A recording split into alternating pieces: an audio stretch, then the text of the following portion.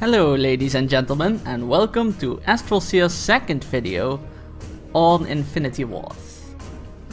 In this video, I'll be talking about cards and deck building mechanics.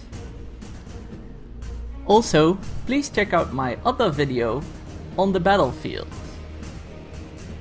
In this video, I will talk about how to get cards, what kind of information is actually on the cards, and I will talk about deck construction. So first, let's talk about how to get cards. The best way to start playing Infinity Wars is to play the Academy, which you will see here. These will give you basic ideas on how to play Infinity Wars, and my video complements them well. Then you can best start by playing the campaign. Here you see I have already completed the campaign. But normally you start on mission 1. Here you can select the factions. Each faction has their own separate campaign. Each is 8 missions long. The reason why you should start by playing the campaign is that after the third mission, after you have completed the third mission, you will get that faction's starter deck, thus gaining a lot of cards pretty easily. Another way to get cards is to go to the store. You have two kinds of points. One is called Infinity Points, and the other are Nightmare Points. Infinity Points are gained by playing the game. Winning, losing, or playing a draw, both or all award Infinity Points. Nightmare Points are bought with real money. With these points, you can buy boosters. Each set has their own booster, and those boosters contain cards. Another way of gaining cards is by completing quests, which you see here. For example, leveling your account gives you boosters, as you can see here. Each level will give you a free booster. Also, leveling the different factions give you different rewards. As such, there are multiple ways to gain cards. Also, logging in every day and playing 3 matches every day reward you with random cards. Now that we know how to get these cards, let's go on to the deck building. Once you have fiddled around a bit with the starter decks, there might come a time that you will say, I really want to build my own deck now. By playing, you will get an understanding of the game mechanics, and you can start fiddling around with your cards. The first thing to know about decks is that decks have a minimum of 40 cards. There is, as far as I know now, no limit on the amount of cards you can put in the deck, other than the soft limit that we will encounter later on. But for now it's good to know that at least 40 cards are needed to construct a deck. As you can see, this game has multiple factions, as just discussed in the campaign screen. And these buttons allow you to filter through faction cards, as I'm doing now. The first thing you should consider while building a deck is a deck idea. Each faction has their own playstyle, which I will not go into on this video because that's outside of the scope of this video. But it's good to know that each faction has their own playstyle. And before building a deck, you should consider what playstyle you like best. For example, if you like an aggressive fast deck, you should at least have Flame Dawn in this deck.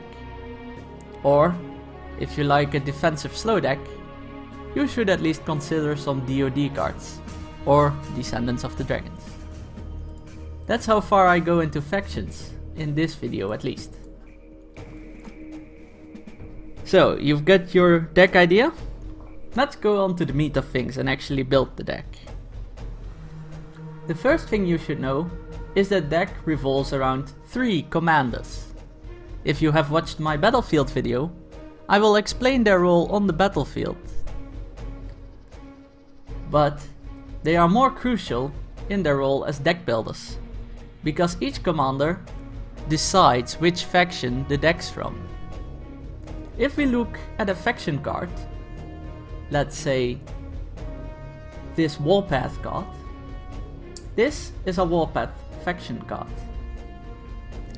And there are multiple things you can glean from it. One is its resource cost in the top right, which is the amount of resources required to pay for playing this card. Below that is a number that explains the moral cost, which is the amount of moral you will lose once this card dies. Here you will see information about which set this card is from. Then below here you will see its attack power and its life power. Its defensive power or life, however you want to call it. This is how common or uncommon this card is. There are multiple tiers of rarity, and this will display which tier it is. The lock at the rarity indicates that this card is soulbound and cannot be traded with other players. Here you have the animated art and the type of character that it is, which is important in deck building. But we'll go into that later.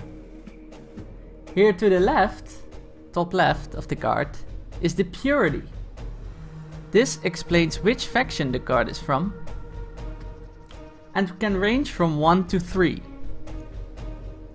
Basically what purity says is, this card requires X amount of commanders of said faction to be used.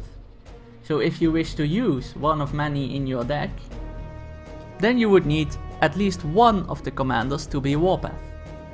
Since there is a max of 3 purity, there is also a max of 3 commanders. So, for example, if we would wish to build a Warpath deck, and we would love to have one of many in our deck, we would need at least one Warpath commander. Let's take a look at this card, which is another card. It has some more information on it. Below the type of card, you can see the text that displays a certain special ability or skill. It is beyond the scope of this video to go explain every skill or special ability, but you can read it here on the card.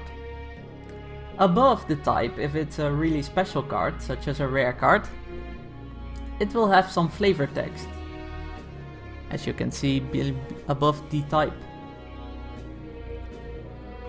So we want to play a Warpath deck, and we want at least a one of many in it. So that means we need a Warpath commander. Therefore, you place this one in the commander slot, and now it is one Warpath commander, and you can play one Purity Warpath cards, such as one of many, which you will then drag into the big screen, and it will add it to the deck. As you may have noticed, this amount shows the amount of cards in the deck, and it does not count commanders. So a deck, in essence, has a minimum of 43 cards if you would count the 3 commanders with it. This is how you fill up the deck.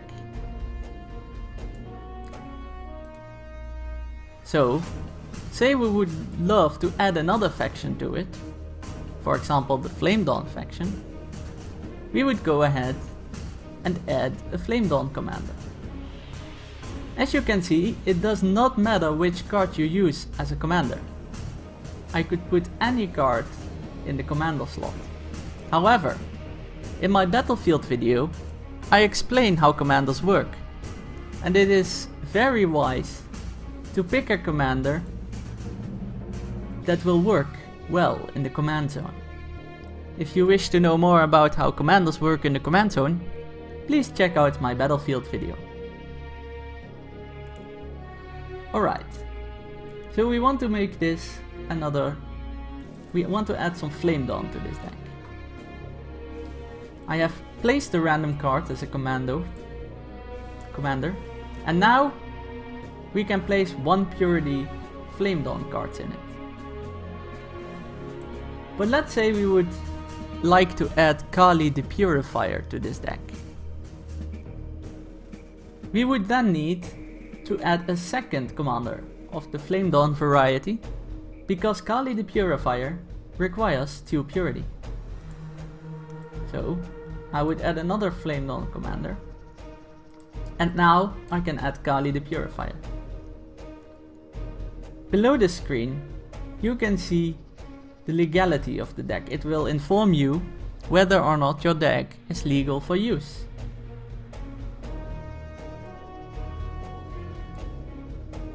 Here you have a filter. You can search your collection for a specific card, such as Kali the Purifier, and you can filter them by name, card text and card type, as well as purity, which is displayed in the top left corner and which we talked about. This is how you in essence build a deck. These are deck building mechanics. It is up to you to figure out which cards you would love to use. Then, once you have a deck, you can press the play button to either learn in the academy, play the campaign, play against pre-made bots,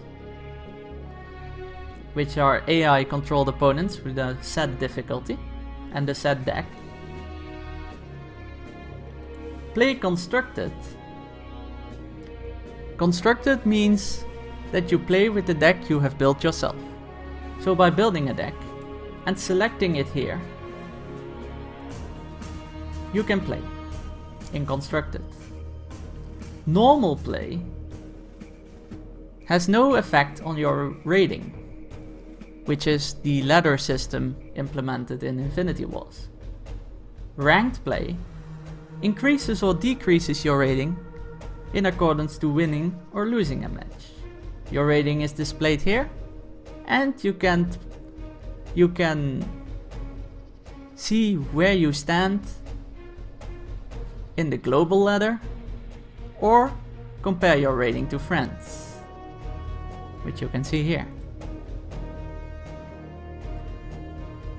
The second play mode you can play in is draft.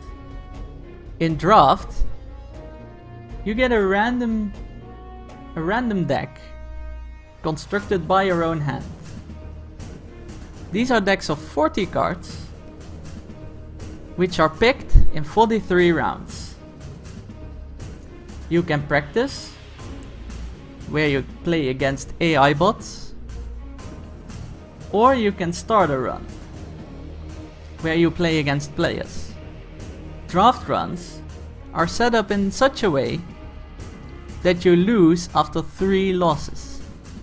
Every win you make will count towards your win counter. Do note that draft runs or rift runs actually cost infinity points or lightmare points to participate in.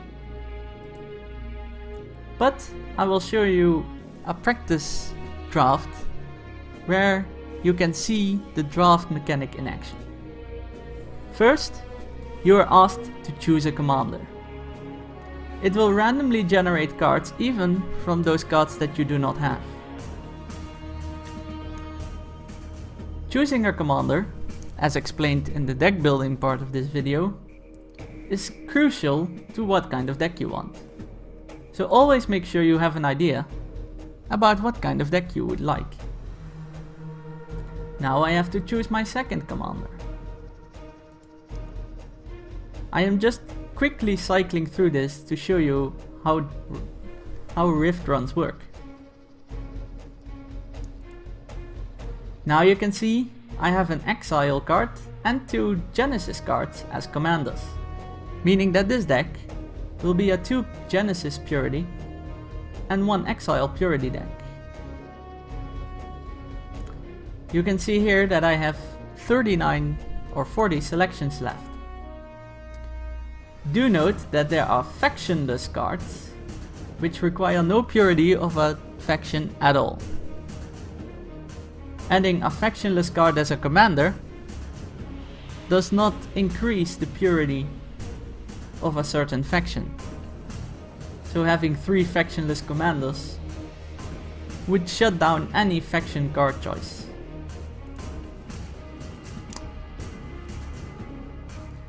But this is how it works. I will just quickly go through the selection process, not really caring about how the deck looks, to show you how a Rift Run menu looks after you've chosen your deck. So I will just quickly go through the deck selection here. You can see that in the deck selection it will not present me with cards from factions other than what the commanders are from. This is to prevent you from selecting any cards that you can't use. Here, below the cards, you see the power curve. The power curve is basically how much resources each card costs. So for example, I have a lot of cards that cost 1 resource, somewhat lesser cards that cost 2 resources, even less cards that cost 3, and the least cards I have are 5. I do not have any cards yet that cost 6, 7, 8, 9 or 10 resources. It is usually a good practice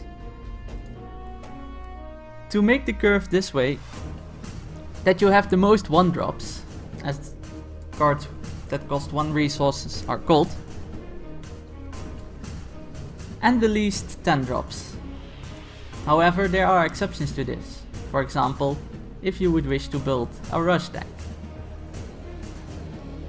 Another thing to keep in mind is that in Constructed, each card is limited to 3. So you can only have 3 times a card in a deck. So for example, I could have 3 airborne scientists, 3 anti-air missiles, and 3 give him a jetpacks in your deck. This restriction is not applicable to Rift runs. In Rift runs, it is possible to have more than 3 of the same card in your deck. Another thing that is circumventing that restriction are unlimited characters. Each faction has an unlimited character card. For example, the Demonic Disciple, displayed here, is from the faction the Exiles. And it's the unlimited character for the Exiles faction. Each faction, like this, has their own unlimited character. These characters can be put into the deck at unlimited amount of times. Thus, they are very good to complement and round out your deck. This is both true in Constructed and Rift Run. I am just quickly going through the selection here, so you can see what a Rift Run looks like.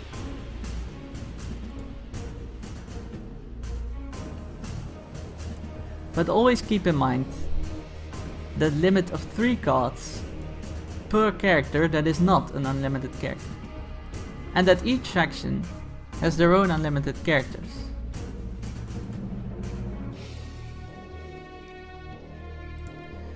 Thus, you can begin to experiment by using 1 commander per faction, or 2 commanders of the same faction and 1 other faction, or 3 totally different commanders, or 3 commanders of the same faction.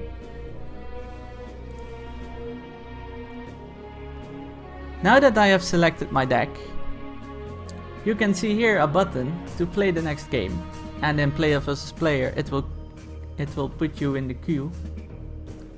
Here you see the amount of wins I have had. With this button you can abandon your run, and here you will see place for the 3 crosses. That will tell you how much games you have lost. Here you can see the statistics of your deck that you have already seen during the selection phase. There is one more thing that I want to show you before I will close out this video. Namely, the types. There are some card types, such as creatures and abilities, but there are also types like locations and artifacts. Creatures usually come into the support zone once you summon them, and are then freely moved between assault, defense and support zone. Abilities are cards that are played, then targeted, played, go into your graveyard and are resolved. Locations and artifacts. Locations and artifacts, such as the breeding grounds or the summoning stone, are played and then placed in your support zone. They immediately give the ability that is in their text, and then stay there until destroyed or otherwise removed. You cannot place locations or artifacts in the defense or assault zones. Also, locations change the view of the battlefield to aesthetically align with those locations. This is it for card building or deck building and card information. I hope you have learned some new things about Infinity Wars and that you are eager to play it. If you want, Infinity Wars is now in beta and you can check it out. And also, please, if you like the content, like this video, subscribe to my YouTube channel, and check out my Twitch channel on www.twitch.tv/astralseer, where I stream games live. You can find the schedule when I'm online at that Twitch channel. Also follow me there. Thank you for watching, and I will see you all next time.